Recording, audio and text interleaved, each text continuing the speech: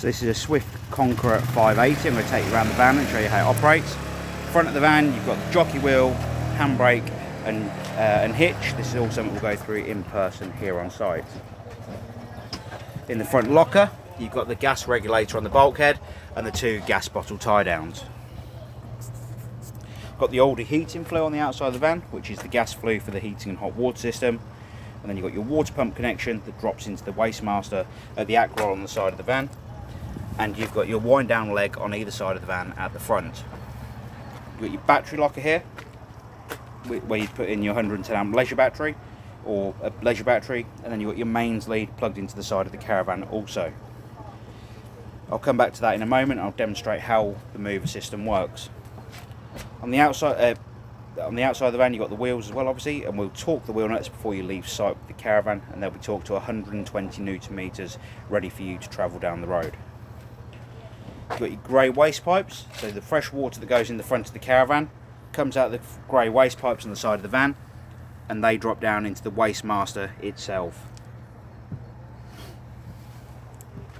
Got the toilet flush tank on the outside, which takes 3.5 litres of water and a cap full of the pink fluid. Toilet cassette at the back of the van releases with the orange handle at the bottom, and you'll pull the cassette towards you. The orange neck here turns out to allow you to tip the waste away, and you've got an orange pressure relief button on the back of the cassette, which allows the waste to be tipped away without spitting and splattering back at you. You'd put 1 litre of water in this cassette and a cap full of the blue fluid prior to use. On the back of the van, you've got your wind down legs on each side to stabilise the caravan while the caravan is in use. The wind down leg would never be used, or the wind down legs would be never used to lift the caravan off the ground. They are there to just stabilise the caravan rather than lift it.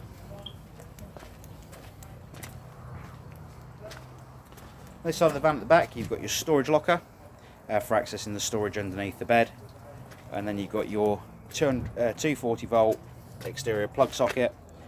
You've got your underbed storage, and you've got the barbecue gas points also, with your wind down leg below. So on the inside of the caravan above the door, you've got the main power switch for the caravan. You turn the power on here. You've then got your you've got your awning light, your dimming lights above the cabinets, and your interior lights. To dim the lights above the cabinets, you'll use the arrow on this side when it says 100% on the screen at the bottom. As you can see, you've got your water pump run, which I'll come back to in a moment, and I'll demonstrate how that works. To fill the water system underneath the seat on the far right hand side of the van, you'll first of all make sure the yellow drain down valve is shut below the seat, and then once that is shut, that yellow valve is parallel with the floor essentially, you'll be able to fill the water system up on board the caravan. To bleed the water system, you'll open all the taps up on the hot side of the water system. So that's a tap on the sink in the kitchen, the tap in the bathroom, and the tap on the shower itself. Once they're all open, like I said, you can turn the water pump on. And once you've got water running out of every tap continuously, you'll be able to turn all the taps off, and you'll be able to start warming the water on board the caravan. When you are finished with the caravan though, however, you'll need to turn all the taps back to the central position, open them all up completely, so that's the sink in the kitchen, the sink in the bathroom, and the shower itself. And at that point then, you'd open the drain down valve below the seat and make sure the water pump is turned off. What it will do at that point is it will drain all of the water out the systems on board the caravan to allow the water system to be drained down for winterization essentially. On the control panel on the left hand side above the door, you've got your heating and hot water control panel. You'll press the menu button to go into the options, and on the top here you've got your option for your heating. So you've got plus and minus to set the temperature internally on the caravan. Below that you've got your water heating, so you've got water heating on and water heating boost. So when it's half up, that's on. Then you've got boost when it is completely full, this bar here. Below that you've got your option to run electric heating inside the van. So you've got 1 kilowatt heating and hot water, 2 kilowatt and 3 kilowatt, depending on what power source you have available on the site you're on. To ignite the systems on gas, you'd press the green button here at the bottom, and it'll allow you to ignite the gas systems for the heating and hot water control panel. If it ever failed to ignite, it would come up with gas fail at the bottom of the screen, and at that point you'd need to reignite. You need to bleed the gas system via the hob on the cooker and then try to reignite the gas. Cooker works very much like your household cooker. You've got the electric ring at the back, which you'll be able to see working while you're here on site. You've got your gas options, so you've got your gas controls on the front for your grill, oven and hob, and your igniter in the centre. The microwave works pretty much like your standard microwave, and you've got the quick start in the corner here, which will start the microwave up and it will start warming, for instance, your food or whatever you may have in there at the time. Just stop that for now and cancel it off, but it works as you'd expect. We go through the fridge next, which is just behind me.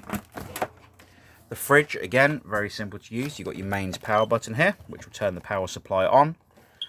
As you can see here, we're connected to mains power, and you control the temperature on the button on the right hand side. To operate the fridge on gas, you'd press the gas option just here, and again that would ignite the fridge on gas. It will self-ignite on gas. However, if it failed to ignite, it'd flash the pilot light just here, and also the red warning light on the other side. And as you can see here, if you ever need to reset the gas system because it failed to ignite, press and hold the reset here, and the igniter would then start again. When you're towing down the road, you're probably going to want to use the fridge as a cool box, so when you get on site, the beers and wine are nice and cold. However, it'll only work if you're connected through two 7-pin connectors or the 13-pin connector on the back of your car. Like I said, at that point, it will charge the battery on board the caravan when you connect to the car, and it'll also run the fridge as a cool box, but it will run off the 12-volt supply from the car and not the 12-volt supply from the caravan. When you are on mains or gas, you can control the temperature of the fridge on the button on the right hand side with the thermometer on it. The freezer in the top can be removed also by removing the 2 tabs at the bottom and pulling them inwards, so you can actually remove that whole freezer compartment and make the fridge bigger.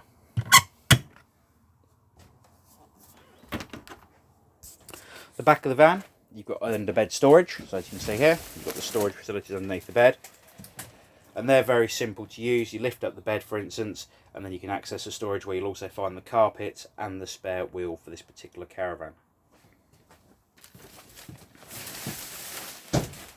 In the cupboard here,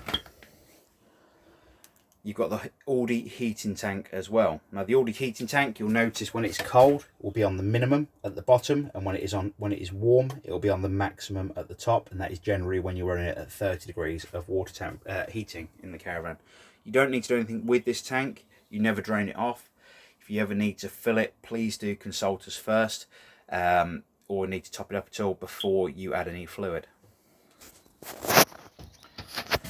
Got the aerial in the back of the van, or in the van also. You'd release the fitting here, push the aerial up into position and turn it to the right position where you need it to get a TV signal. And on the bottom of it, you also have this windable handle to adjust the blade angle of the aerial on top. You always make sure it is in the down position for travelling and it is pointing towards the front of the caravan. In the back of the caravan, I'm not going to flush the toilet too much because obviously it's a brand new toilet system in this van. As you can see, never been used. You've got an electric flush on top, full toilet indicator light on top, so that will essentially let you know that the toilet waste cassette underneath the van is full. And you've got a grey waste handle below, so the waste goes into the toilet cassette underneath the van. The toilet seat itself would need to be pointing straight across to the shower to allow the toilet waste to go into the toilet. Sorry, when you remove the toilet cassette from underneath the van, the toilet seat and actual bowl, etc., will need to be pointing towards the shower, as it has a lockout on the toilet system itself, so the toilet cassette cannot be moved. Toilet seat cannot be moved while the toilet cassette is out of the van. If you have any further questions, please don't hesitate to give us a call here at the Caravan Company, and we'd be more than happy to help. At the end of this video, you'll actually see a short motor mover demonstration to explain how the motor mover works on this particular van. To engage the motor mover against the wheel, you're going to put your bar onto the motor mover itself, push it over and lock it into place. That will do both sides of the van at the same time, and once you've done that, you can go around to the locker on the far side of the caravan.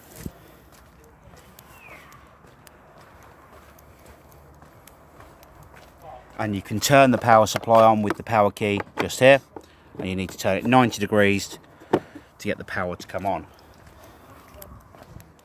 Then go back inside the van and grab the motor mover controller.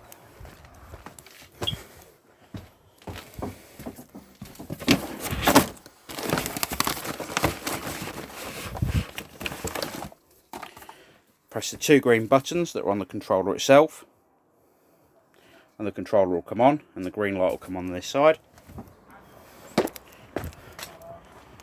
We'll then release the handbrake for the caravan, and then you'll go forwards, backwards,